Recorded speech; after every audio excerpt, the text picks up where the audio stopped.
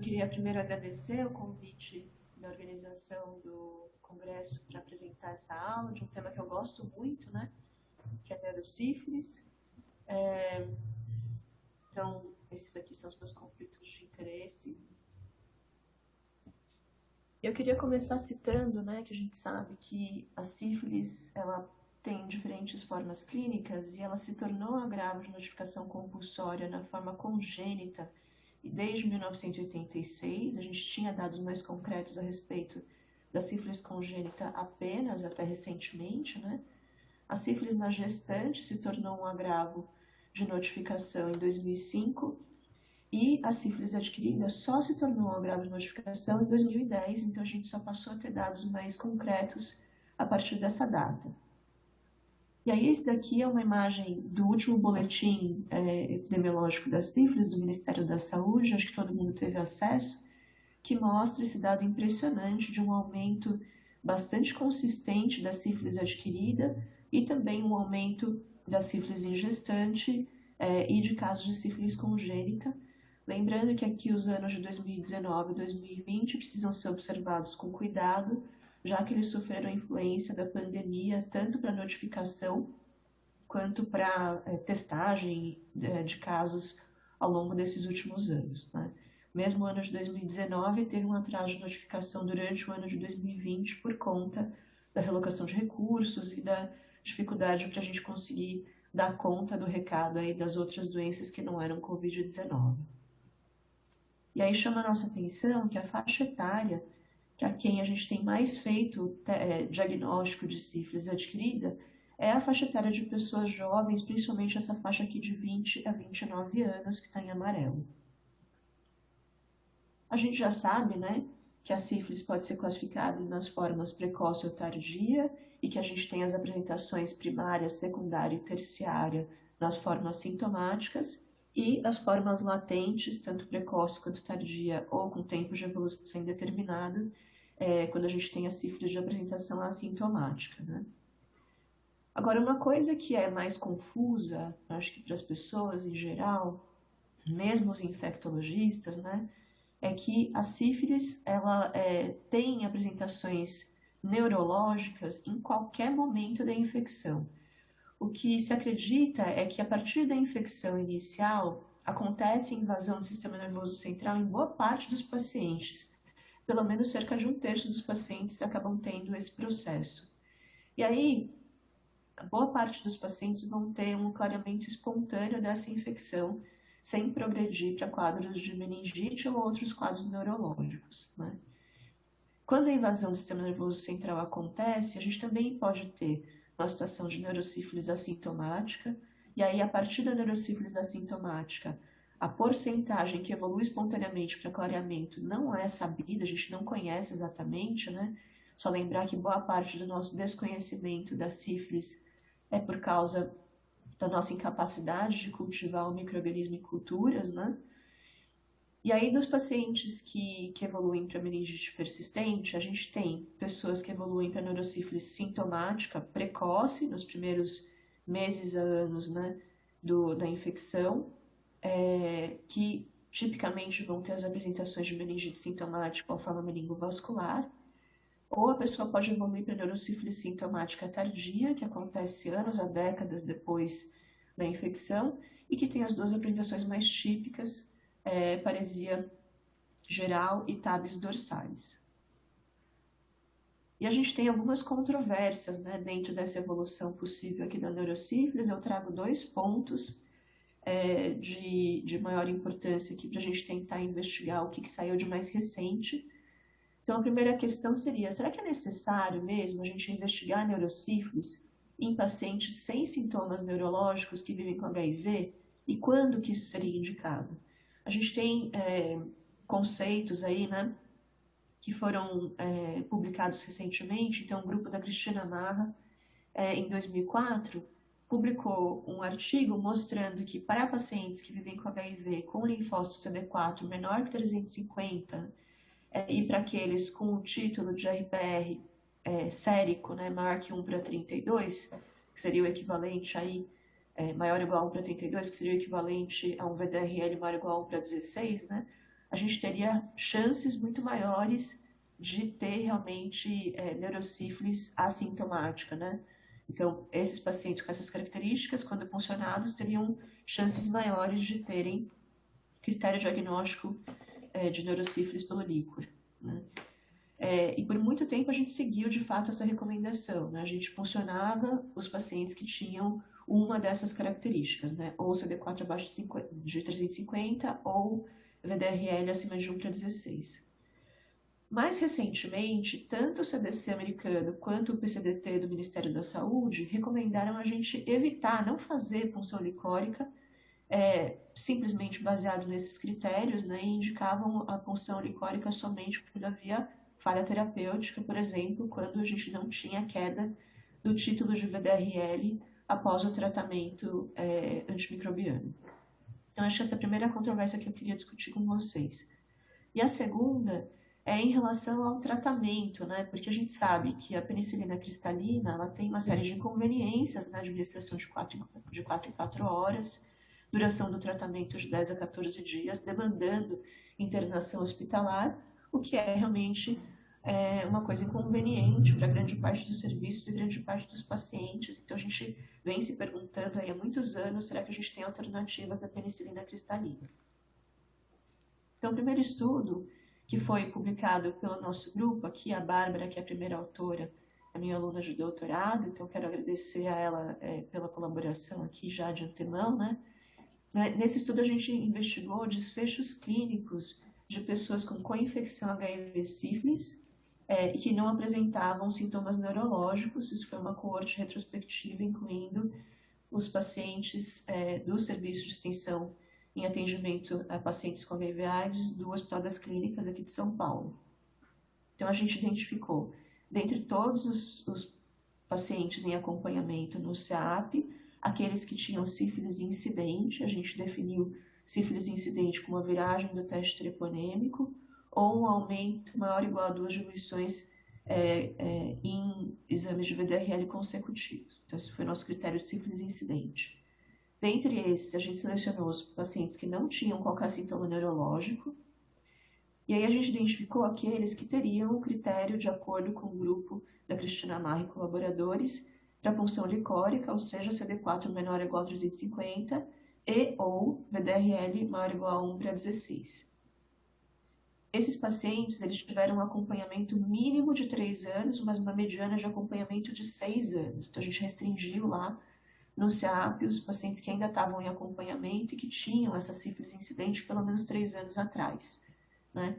Isso porque a gente observou que uma das grandes limitações dos estudos era o tempo limitado de acompanhamento para avaliar o desfecho após punção licórica ou não, né?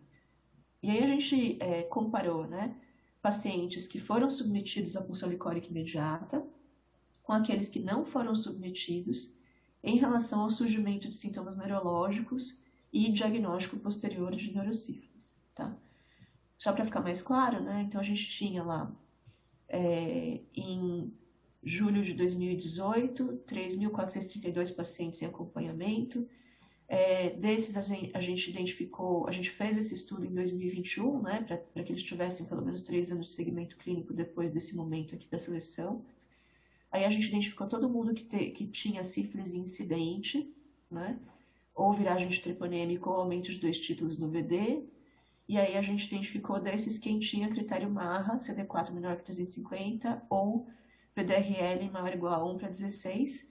E aqui a gente identificou 452 pacientes. A gente tinha prontuário médico incompleto ou não disponível para 27, ficamos com 425. Desses, 169 foram encaminhados para punção licórica imediatamente. 256 não foram encaminhados para punção licórica. A gente teve desses aqui que não foram encaminhados, que foram encaminhados para punção licórica, 20 tinham sintomas neurológicos, 2 eram serofast, então a gente acabou identificando no final 147 pacientes encaminhados para punção licórica, que a gente chamou de grupo 1, e 256 pacientes não encaminhados para punção licórica, que a gente chamou de grupo 2, né? Teve aqui uma não adesão à punção de 18 pacientes, de fato 129 foram submetidos à punção licórica e desses 13 tiveram neurosífilis detectada no líquor, né? Então, só lembrar aqui, a gente fez uma comparação de características demográficas e clínicas entre os dois grupos, né, grupo 1 e grupo 2, e a única diferença que a gente observou foi que a porcentagem de pacientes com VDRL acima de 1/16 foi pouco maior no grupo 1, né, 92,5% versus 76,2% no grupo 2, então sugerindo que talvez, né, o título do VDRL tenha sido aí um dos critérios que induziu, né, os médicos a pedirem mais líquor para o grupo 1, mas outras características, inclusive CD4, a gente não teve diferenças estatisticamente significantes. Outro detalhe é que a gente teve aqui 12% de não adesão à punção, então a gente observa isso na clínica, né? A gente pede líquor, nem sempre o paciente vai fazer, né? E por fim, né, somente 10% dos pacientes submetidos à punção licórica tinham neurosífilis assintomática, né, pelos critérios do líquor. Ou seja, a gente teve dentre funcionados 90% que não tiveram neurosífilis detectada. E aí a gente observou a incidência, né, os nossos dois desfechos principais de interesse foram a incidência de sintomas neurológicos em cada grupo. Qual foi a nossa hipótese aqui, né? Imaginando que o grupo 1 foi puncionado e tratado, e o grupo 2 não foi puncionado, portanto não foi tratado.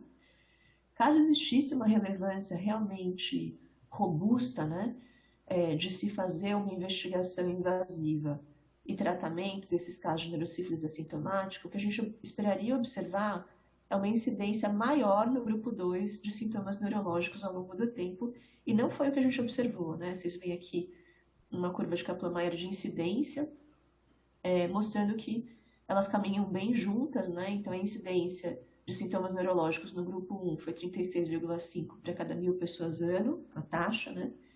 40,6 para cada 1.000 pessoas ano no grupo 2. Isso daqui deu uma razão de taxas de 0,9, sem significância estatística. Em relação à incidência de neurosífilis para cada grupo, óbvio que a gente teve no grupo 1 uma incidência maior, porque eles foram investigados de início, né? Então eles tiveram um critério ali com base nos resultados do líquor, né?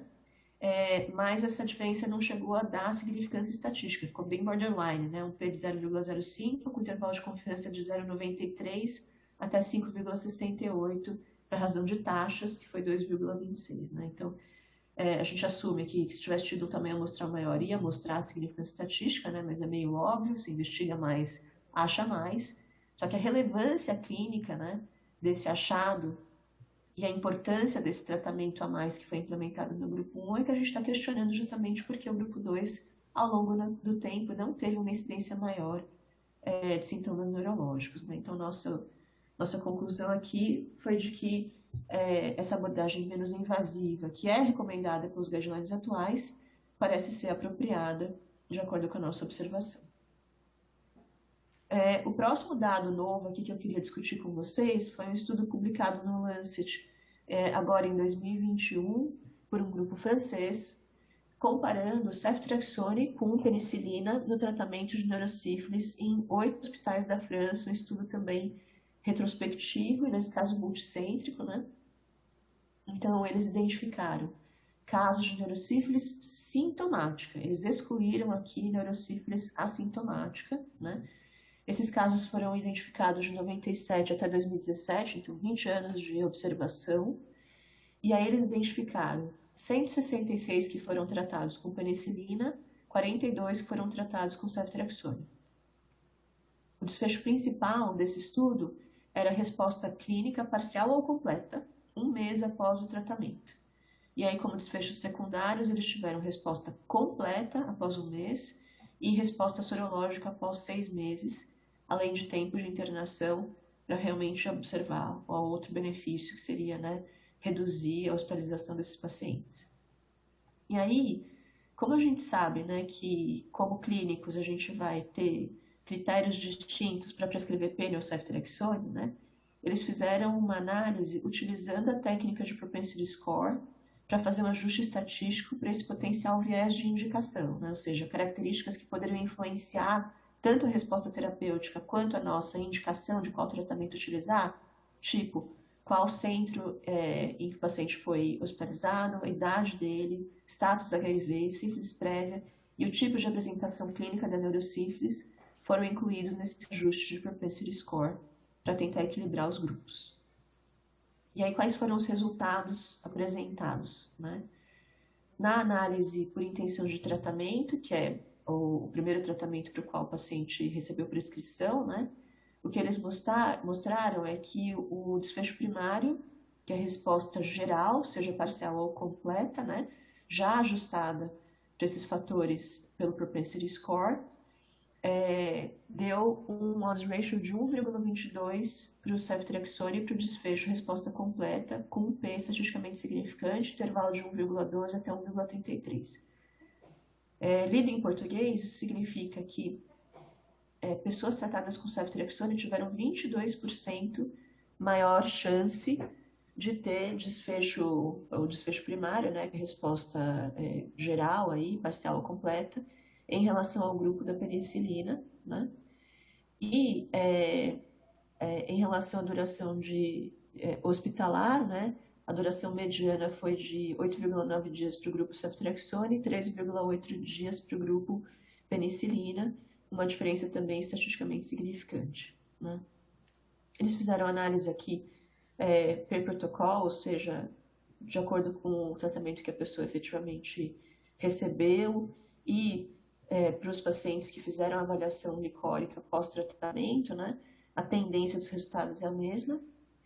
E aí aqui a figura 2, ela apresenta os valores de odds ratio para subgrupos, né, uma análise estratificada por status HIV, por tipo de apresentação e por resultado do líquor, né.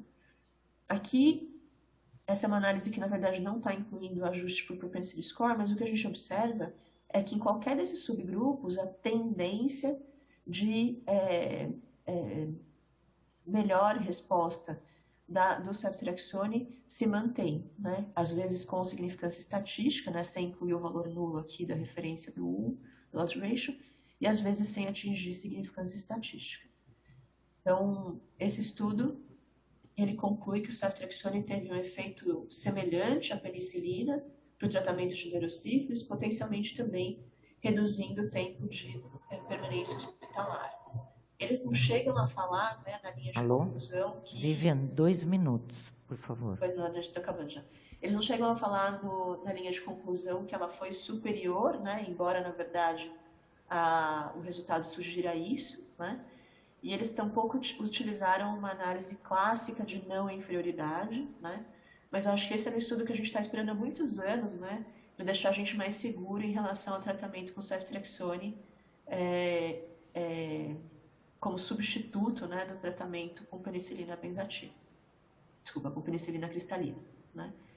Teve um outro estudo semelhante que foi feito com qualidade metodológica bem inferior, na verdade, né, que foi publicado agora em 2022, comparando a eficácia clínica de ceftriaxone ou penicilina no tratamento de neurosífilis de pacientes com sintomas psiquiátricos, né? Esse foi um ensaio clínico randomizado e eu digo que a qualidade foi inferior porque os detalhes do estudo foram pouco esclarecidos, tá, na publicação. Então foi um estudo randomizado, mas sem cegamento. Eram apenas 50 pacientes com neurosífilis com sintomas psiquiátricos, né? E eles não observaram também diferenças estatisticamente significantes entre os tratamentos, né? Embora com um tamanho amostral pequeno, né? A ausência de evidência não é evidência de ausência, né? No caso aqui da diferença entre os grupos, mas eu achei importante trazer porque era uma apresentação clínica diferente, né? Com sintomas psiquiátricos. Os desfechos que eles analisaram aqui foram funcionalidade, score psiquiátrico e o mini exame de estado mental. Então eu concluo aqui a minha fala agradecendo o CROI, que deu uma bolsa para a Bárbara para apresentar o trabalho dela nos resultados parciais, o próprio Congresso Paulista pela oportunidade de apresentar aqui, a Bárbara, que é autora do artigo do nosso grupo que eu publiquei, e um grupo de pessoas aqui, que eu cito, que tem estudado sífilis junto com a gente, tanto no Einstein quanto na USP, e que a gente fica muito entusiasmado de trazer informações novas sobre essa doença que é tão importante.